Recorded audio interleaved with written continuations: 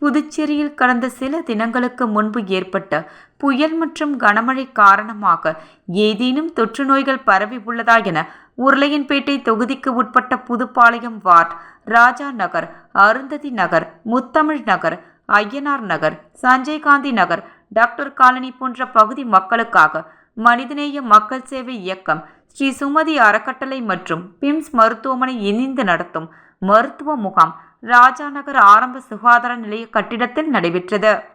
உருளையன்பேட்டை தொகுதி சட்டமன்ற உறுப்பினரும் புதுச்சேரி மாநில மனிதநேய மக்கள் சேவை இயக்க நிறுவன தலைவருமான திரு ஜி. நேரு என்ற குப்புசாமி எம்எல்ஏ அவர்கள் மருத்துவ முகாமினை துவக்கி வைத்து மருத்துவ முகாமில் மருத்துவ பரிசோதனைகள் மேற்கொண்ட மக்களுக்கு விலையில்லா மருந்து மாத்திரைகளை வழங்கினார்.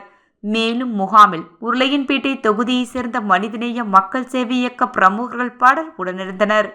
முகாமிற்கான ஏற்பாடுகளை மனிதநேய மக்கள் சேவை இயக்க இளைஞர் அணியினர் செய்திருந்தனர்.